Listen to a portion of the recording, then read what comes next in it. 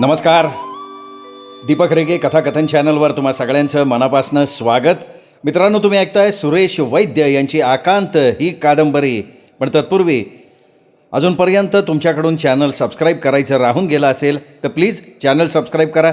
शेजारी घंटीचा चिन्ह आहे, बेल आयकन, तेही प्रेस करा. त्यातला ऑल हा पर्याय निवडा. चला मित्रांनो, ऐकूयात सुरेश वैद्य लिखित आकांत ह्या कादंबरीचा भाग 13. लिफ्टमधून बाहेर पडून अभिमन्यू आणि सायली फ्लॅटच्या दाराजवळ आले.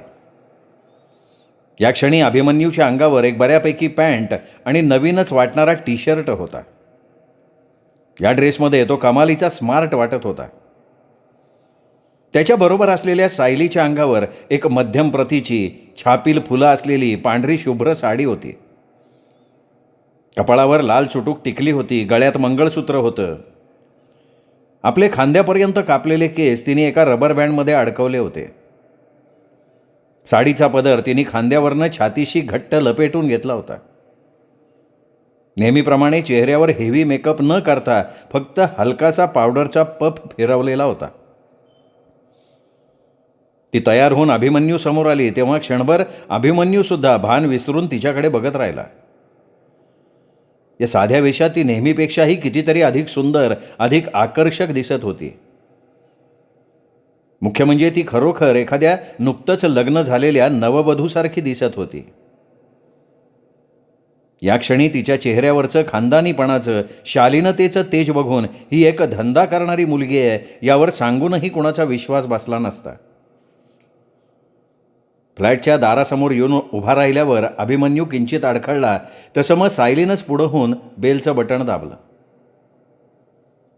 काही क्षणानंतर दरवाजा उघडला. दार उघडता उघडता पटेल काहीशा तिरसटलेल्या स्वरात म्हणाला, "ये." पण समोर एका आकर्षक, स्वरूपसुंदर तरुणीला बघताच तो एकदम थबकला.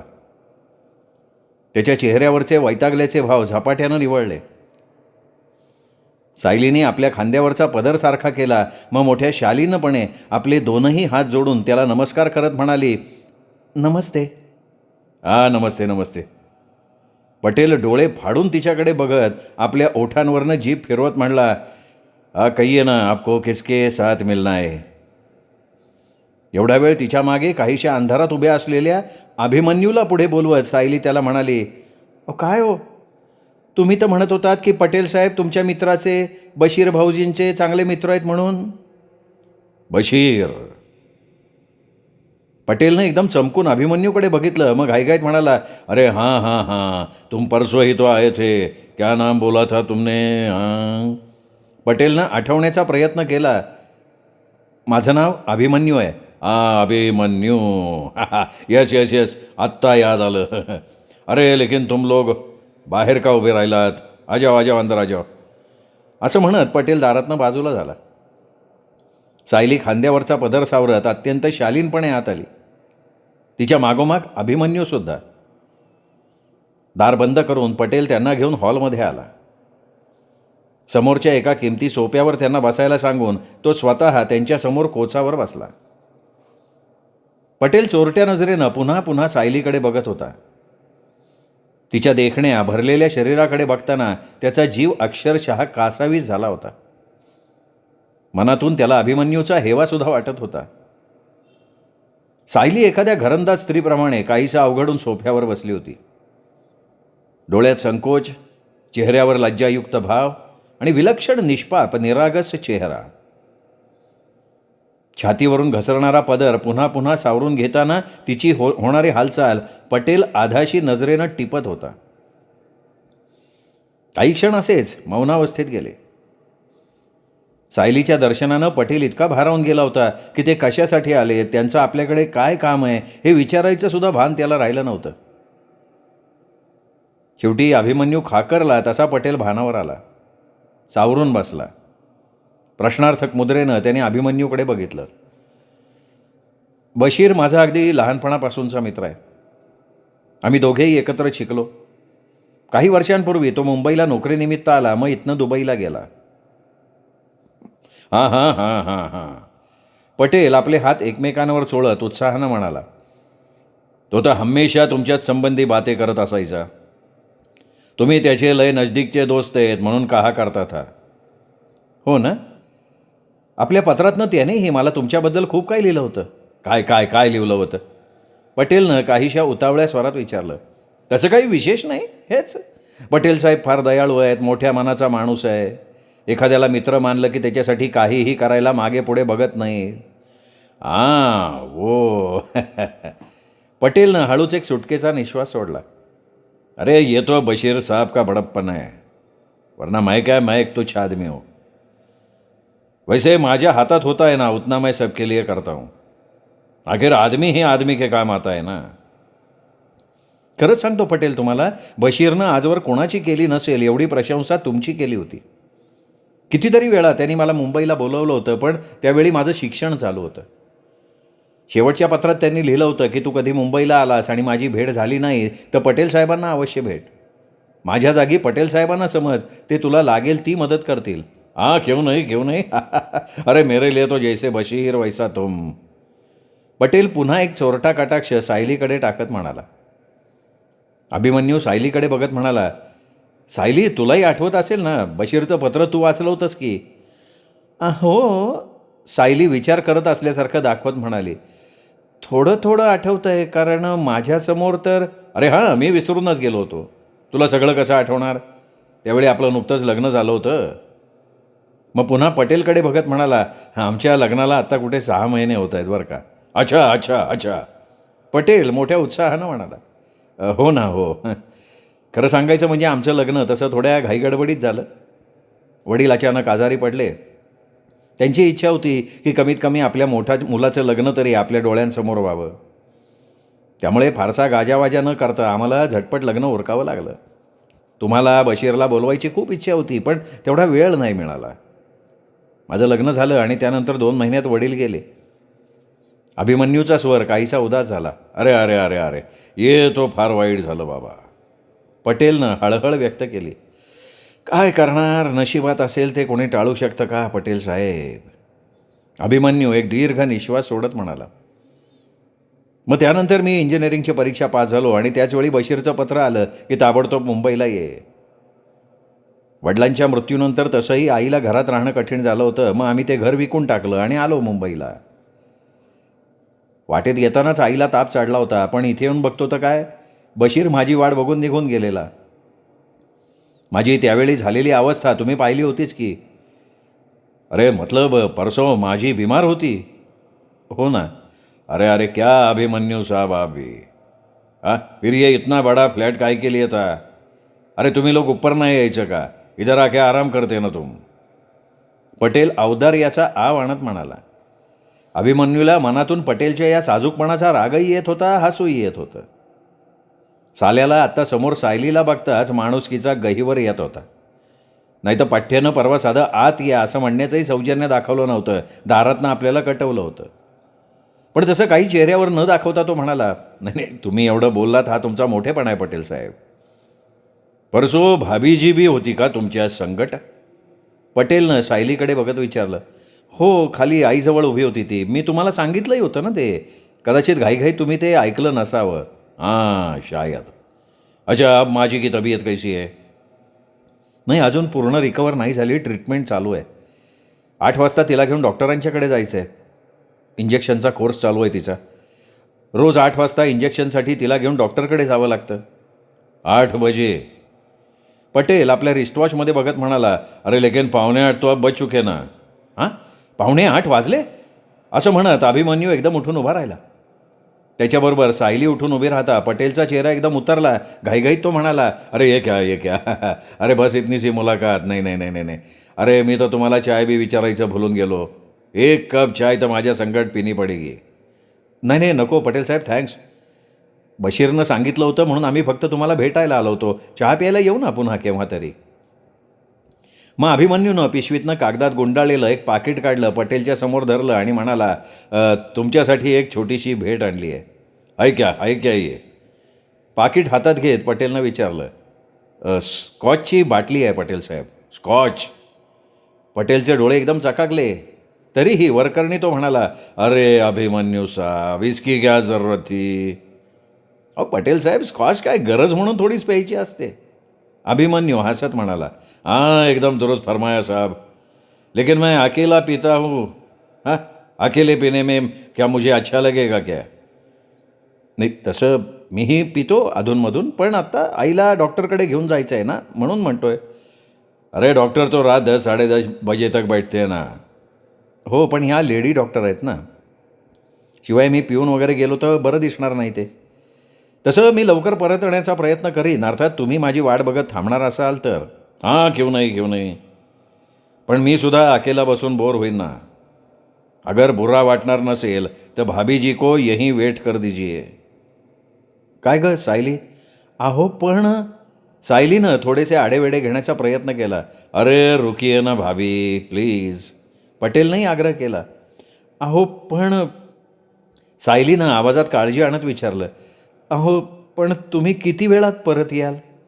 हां, तासभर तरी लागेल गं फक्त. आईला घेऊन डॉक्टरकडे जायचं, इंजेक्शन घ्यायचं आणि पुन्हा तिला घरी नेऊन सोडायचं. दवाखान्यात गर्दी असेल तर फार फार तर अर्धा तास जास्त. टॅक्सी मिळाली तर फार बरं होईल. नाही, मेरी गाडी लेके जाते हो क्या? पटेलनं विचारलं. नाही, नेली असती हो, पण मला ड्रायव्हिंग येत नाही ना. हां, फिर तो तुम्हाला बस पकडणी पडेगी. रातच्या वक्ताला टॅक्सी भेटणं लय मुश्किल आहे. नाही, काही हरकत नाही, बस पकडतो. बरं बरं सायली, मी येतो तासाभरात, तोवर तू पटेल साहेबांशी गप्पा मारत बस. काय? अभिमन्यू बाहेर पडल्यावर पटेलनं पुन्हा दरवाजा बंद करून टाकला. सायली काहीशी संकोचून अवघडून गेल्यासारखी पुन्हा सोफ्यावर बसली. काही क्षण दोघे मौन राहिले. पटेल आता सरळ नजरेनं सायलीकडे बघत होता. त्याची नजर पुन्हा पुन्हा तिच्या शरीरावरनं भिरभिरत होती. शेवटी सायलीला तशी संकोचून अवघडून बसलेली बघून तो म्हणाला, अरे आराम से बसा, ये तुमचंच घर आहे समजा. नाही, मी ठीक आहे हो. सायली संकोचत म्हणाली. तुम्ही काय घेणार, थंडा गरम? नाही, नको अहो. तुमची काय हरकत नसेल तर मी एक पेग घेऊ का? अहो घ्या ना, त्यात हरकत कसली? वो ब्यात काय आहे ना भाभी, काय माझा सगळा दिवस धावपळीमध्ये जातो. फिर थकान को उतारने के लिए शाम को एक आधा पेग लेना जरूरीच पडता ना. जरा मूड भी बनतो मग. पटेल उठला, फ्रीजमधनं पाण्याची बाटली आणि ग्लास घेऊन आला. पुन्हा कोचावर बसला. स्कॉचच्या बाटलीचं बूच उघडून एक पेग ग्लासात ओतत म्हणाला, आता तुम्ही जिथं राहता वो जगह तो ठीक आहे ना? कसली ठीक आहे हो? सायली कडवट तोंड करत म्हणाली.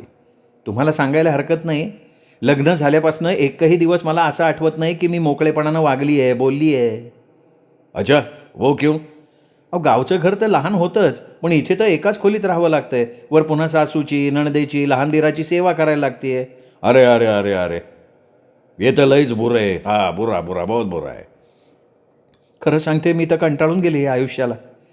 आता 1 महिना झाला हे नोकरी शोधत फिरताय. घर विकून जे काही पैसे मिळाले त्यातच सगळा खर्च चालला आहे. पण अजून यांच्या नोकरीचा पत्ता नाही. तुम्हाला सांगते, पुढं कसं होणार याची मला काळजी लागून राहिली हो. बशीर साहेबांच्या आशेवर इथे आलो होतो, पण तीही आशा आता संपली. अरे कैसी बातें करती हो भाभी, जब तक सांस तब तक आस. आता कसली आस धरायची पटेल साहेब? इथे मोठे मोठे डिग्रीवाले इंजिनियर बेकार फिरत आहेत. हे तर केवळ 2nd क्लासमध्ये पास झालेत. माझ्या तर लग्नाआधी बघितलेल्या सगळ्या स्वप्नांचा चक्काचूर झाला आहे. खाण्यापिण्याच्या, कपड्या लत्त्यांच्या सगळ्याच बाबतीत बोंब आहे हो. मी म्हणते दागदागिने लांब राहिले, पण एखादी चांगल्यापैकी साडी तरी जवळ असावी का नाही? पण तशी एखादी साडी घ्यायची सुद्धा यांची सध्या ऐपत नाही आहे. लग्नाआधी आठवड्यातनं किमान एक सिनेमा तरी बघायची, पण आता 4 महिने होऊन गेलेत, सिनेमा थिएटरचं तोंडसुद्धा बघितलं नाही. प्रत्येक क्षणी यांच्या नोकरीची चिंता लागून राहिली आहे बघा. पटेल व्हिस्कीचे घोट घेत क्षणभर तिच्याकडे टक लावून बघत राहिला. मग म्हणाला, अगर तुमची ही चिंता दूर हो जाए तो. काय? सायली आनंदी चेहऱ्याने एकदम सरळ बसत म्हणाली, खरंच यांची ही चिंता दूर होऊ शकते? क्यों नहीं क्यों नहीं, अरे आम्ही मग किस लिए. पटेल ग्लास टिपॉवर ठेवत म्हणाला, मी तुमचे हे उपकार कधीच विसरणार नाही पटेल साहेब. मी तुमच्या नवऱ्याला नोकरी दिलवा सकता हूँ, वो भी गवर्नमेंट की और इंजीनियर की. त्याच्या संगड बंगला, car, TV, fridge, air conditioner, सब कुछ गवर्नमेंट के ओर से. खाली जायचं आणि बंगल्यामध्ये राहायचं. बास बास बास. सायली छातीवर हात ठेवत कंपित स्वरात म्हणाली, अहो अशी काही स्वप्न दाखवू नका की जी पूर्ण होऊ शकणार नाहीत. अरे तुम्ही याला सपना म्हणता. हा सपना नाही, सच्ची बात बोलून राहिलो मी. तुम्हाला अजून माहीत दिसत नाही चीफ इंजिनियरची पोझिशन काय असती. सगळ्या गोष्टी फ्रीमध्ये मिळतात. वर पुन्हा 10-12 हजार रुपये पगार. खरंच? पण आम्ही तुम्हाला एवढं देणार म्हणल्यावर तुम्ही आम्हाला काय कमिशन देणार? पटेलनं सायलीकडे रोखून बघत विचारलं. कमिशन? हां, आलं की लक्षात. त्या बाबतीत तुम्ही अभिमन्यू साहेबांशी बोलून ठरवा. सायली भोळसटपणाच्या आव्हानात म्हणाली, ते कमिशन आम्हाला नको आहे. मग? पटेलनं अचानक सायलीच्या हातावर हात ठेवला तसं सायलीनं एकदम उभं राहण्याचा अभिनय केला. एखाद्या पापभीरू घरंदाज स्त्रीवर असा प्रसंग आल्यावर ती जे करेल तसंच सायलीने केलं. अहो काय काय करताय काय तुम्ही हे? सायली काहीशा घाबरलेल्या गोंधळलेल्या आवाजात म्हणाली, बस यही तो हमारा कमिशन है. पटेल निर्लज्जपणे हसत म्हणाला, अहो पण हे सायलीनं आपल्या चेहऱ्यावरचा गोंधळलेला भाव अजूनही कायम ठेवला होता. सोच लो. अगर तुम हाँ कहोगी तो तुम्हारा पूरा भविष्य बदल जाएगा. तुम्हारे पास कार होगी, बंगला होगा, नौकर चाकर होंगे. पटेल तिला समजवत म्हणाला, नहीं तो आज तुम जिस हालात में रह रही हो उसी में तुम्हारी पूरी जिंदगी गुजर जाएगी. नाही हो नाही, ही कल्पना मला नाही सहन होत आहे. त्याच्या बोलण्याचा प्रभाव आपल्यावर पडला आहे असं दाखवत सायली जोरजोरात मान हलवत म्हणाली, तो फिर तुम्हारी हाँ समजू मैं. पटेल उतावळ्या स्वरात म्हणाला, अहो पण हे फार मोठं पाप आहे हो, पाप आहे हे. आपण द्विधा मनस्थितीत सापडलो असं दाखवत सायली म्हणाली, अरे पाप कैसा? ये तो तू अपने पति के खातिर कर के रही है ना. ये तो तेरा त्याग है, त्याग, पाप नहीं है. और फिर पाप वही होता है जिसका कोई गवाह हो. म्हणजे त्यांना हे समजणार नाही. कैसा समझेगा? यहाँ तेरे और मेरे सिवा दूसरा है कौन? और ये बात न तू उससे कहेगी न मैं. फिर? अहो पण तरीही आज ना उद्या त्यांना हे समजलं तर? झटकन त्याला हो म्हणायचं नाही म्हणून सायली मुद्दाम शंका काढत होती. शिवाय पटेललाही आपण मोठ्या कष्टानं तिला तयार केल्याचं समाधान मिळणार होतं. जब उसे इतनी अच्छी नौकरी मिल जाएगी तो कुछ नहीं कहेगा वो. उल्टा वो तुम्हारा हमेशा एहसानमंद रहेगा. पटेल तिला समजावत तिच्या मनातल्या शंका दूर करण्याचा प्रयत्न करत म्हणाला, और फिर ये बात तो तुम्हारे पति की गैरहाजिरी में हो रही है. वरना मेरे पास कुछ ऐसे लोग भी आते हैं कि नौकरी पाने के लिए खुद अपनी पत्नी को मेरे यहाँ छोड़ के चले जाते हैं. सायली काही क्षण आपण विचारात पडलो असं दाखवत गप्प राहिली. मग काहीशा शंकित स्वरात म्हणाली, समजा मी तुमचं म्हणणं मान्य केलं तर याची काय गॅरंटी की तुम्हाला हवं ते मिळाल्यावर तुम्ही तुमचा शब्द पाळाल? कम से कम इस बात में तो वादे का पक्का हूँ मैं. आज तक किसी औरत के साथ मैंने विश्वासघात किया नहीं. अहो पण ये पन बीन क्यों समय गवाती हो इसमें? अगर इतने में वो वापस आ गया तो? मी उद्या येईन, एकटीच येईन, काहीतरी निमित्त काढून येईन. इसका मतलब तुम्हारा मुझ पर विश्वास नहीं है. तुम समझती हो मैं ज़बान से फिर जाऊंगा? तसं नाही हो, पण ही मुंबई आहे. इथे आज दिलेला शब्द माणसं दुसऱ्या दिवशी विसरून जातात म्हणून शंका येते. सायली, मैं भगवान की सौगंध खाता हूँ, मैं तुम्हें धोखा नहीं दूंगा. सायलीला मनातनं हसायला आलं. कुठल्या गोष्टीसाठी पटेल देवाची शपथ घेतोय? माणूस कामातूर झाला की त्याला कुठले शब्द वापरायचे याचं भानही राहत नसावं. पण त्याला आता अधिक ताणण्यात अर्थ नाही हे सायलीच्या लक्षात आलं होतं. ठीक आहे, पण त्यांना नोकरी मिळणार कधी? अरे कल अपॉइंटमेंट लेटर दिलवा दूंगा. तिचा होकार मिळताच पटेल उतावळ्या स्वरात मिळाला, आता मला तुम्ही 2 गोष्टींचं वचन द्या. बोलो ना. पहिली गोष्ट म्हणजे या संबंधाची वाच्यता तुम्ही कुठेही करणार नाही. अरे ये भी कोई कहने की बात है क्या? लेकिन तुम भी कभी कभार ऐसा अवसर मुझे देती रहोगी. ठीक आहे, तुमची ही अट मला मान्य आहे. जेव्हा केव्हा संधी मिळेल मी तुमच्याकडे येईन अवश्य. और दूसरी बात? दुसरी गोष्ट म्हणजे कुठल्याही परिस्थितीत उद्या यांना अपॉइंटमेंट लेटर मिळायलाच हवं. अरे मिल जाएगा. बस आता तुम्ही एकच गोष्ट लक्षात ठेवा, मी एक घरंदाज घराण्यातली विवाहित स्त्री आहे. केवळ परिस्थितीला शरण जाऊन आपल्या पतीच्या भवितव्यासाठी एवढा मोठा त्याग करते मी. जे केवळ माझ्या पतीचं आहे ते तुम्हाला देते. आणि तुम्हाला कदाचित कल्पना असेल, एखाद्या विवाहित स्त्रीच्या आयुष्याशी कुणी खेळण्याचा प्रयत्न केला, तिला धोका देण्याचा प्रयत्न केला, तर ती एखाद्या नागिणीप्रमाणे चवताळून उठते. ज्यांनी तिला धोका द्यायचा प्रयत्न केला असेल त्याला मग ती नेस्तनाबूत केल्याशिवाय राहत नाही. अरे मैं जानता हूं, तुम मुझ पर पूरा विश्वास करो. आणि मग पटेल सायलीला घेऊन आपल्या बेडरूममध्ये घुसला. एका घरंदाज विवाहित स्त्रीला आपण मोठ्या प्रयासानं हस्तगत केल्याचं समाधान त्याच्या चेहऱ्यावर दिसत होतं. तर सायलीनं अजूनही आपला अभिनय न विसरता चेहऱ्यावर ह्या गोष्टीला आपण नाईलाजानं तयार झालोत असे भाव कायम ठेवले होते. अभिमन्यू पटेलच्या ऑफिसच्या दाराजवळ पोहोचला तेव्हा कालचाच शिपाई स्टूलवर बसला होता. अभिमन्यूला बघता झटकन उभं राहून त्यांनी त्याला सलाम केला. अभिमन्यूनं खिशातनं 10ची नोट काढली, शिपायाच्या हातावर ठेवली. तसा शिपायाचा चेहरा उजळला. पुन्हा अभिमन्यूला सलाम ठोकत म्हणाला, साहेब आपलीच वाट बघतेत साहेब. सकाळपासून 4 वेळा तरी त्यांनी तुमची चौकशी केली बघा. अभिमन्यू हसला आणि म्हणाला, मग मी आल्याचं जाऊन सांग की त्यांना. अहो सांगायचं काय साहेब, आल्याबरोबर आपल्याला आत पाठवायला सांगितलं साहेबांनी. अभिमन्यू आत शिरला. मग पटेलच्या केबिनच्या दारावर टकटक करत म्हणाला, आत येऊ का पटेल साहेब? अरे कोण आहे?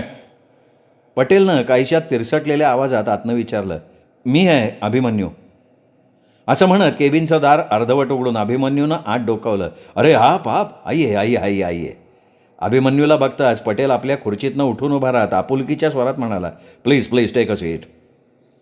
पटेलशी हस्तांदोलन करून समोरच्या खुर्चीत बसत अभिमन्यू त्याची क्षमा मागत म्हणाला, माफ करा हां पटेल साहेब.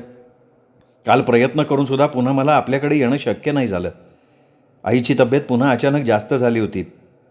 सायलीनी परत आल्यावर मला सांगितलं की तुम्ही माझी बरीच वाट बघत होतात. I am so sorry Patel साहेब. नेवर माइंड, हो जाता है कभी कभार ऐसा. लेकिन अब तो हम आपकी पहली तनख्वाह पर पार्टी लेकर रहेंगे, तब कोई बहाना नहीं चलेगा. मेरी पहली तनख्वाह? अभिमन्यू आश्चर्यानं म्हणाला. अरे हाँ भाई, आपकी नौकरी की बात मैंने पक्की कर दी. आज सुबह मैंने आपका नाम रेकमेंड किया. 1-2 दिन में आपको अपॉइंटमेंट लेटर मिल जाएगा. वास्तव में ये जगह मैंने आपके एक दोस्त के जानने वाले के लिए रखी थी, मगर उससे ज़्यादा आपको इस नौकरी की ज़्यादा ज़रूरत है. कल भाभी जी ने मुझे सब कुछ बता दिया था ना. पूरे परिवार की जिम्मेदारी आप पर है, और फिर बशीर साहब के आप खास दोस्त जो है. सो सिलेक्शन कमेटी को ये जगह मैंने आपको देने के लिए कह दिया. अहो पण इंटरव्यू वगैरह? अरे इंटरव्यू को मारो गोली यार, सब अपने आदमी है. मेरी बात कोई नहीं टाल सकता. बस पहली तनख्वाह मिलने पर सबको एक शानदार पार्टी दे दीजिए. फिनिश. पण नोकरी कसली, पोस्ट काय? अभिमन्यूनं गोंधळलेला चेहरा करत विचारलं. अरे सुनेंगे तो उछल पड़ेंगे आप. गवर्नमेंट जॉब है साहब, और विथ चीफ इंजीनियर की पोस्ट है. अभिमन्यूचा चेहरा आनंदाने एकदम फुलला होता. क्षणभर तर त्याला काय बोलावं तेच सुचत नव्हतं. पटेलच पुढे सांगत होता, ज्वाइन होने के कुछ दिनों बाद आपको एक बंगला गवर्नमेंट की तरफ से मिल जाएगा. एक कार मिलेगी. तनख्वाह होगी 6,000 रुपये महीना. ऊपर आमदनी तुम्हारे भाग्य और सूझबूझ के अनुसार. बस अब समझो तुम्हारे बुरे दिन खत्म हो गए. हे ऐकूनच अभिमन्यूची छाती दडपल्यासारखी झाली होती. काहीशा भारावलेल्या आवाजात तो म्हणाला, पटेल साहेब तुमचे हे उपकार मी कधीही विसरणार नाही. पण हे म्हणत असताना मनोमन मात्र तो या सगळ्याचं श्रेय सायलीला देत होता. आणि त्याच वेळी त्याच्या मनात पुन्हा एकदा तोच प्रश्न उभा राहिला होता की सायलीनं आपल्यासाठी एवढं सगळं का करावं. मित्रांनो, हा 13वा भाग इथेच संपला. 14वा अर्थात शेवटचा भाग उद्या. तोपर्यंत नमस्कार मित्रो.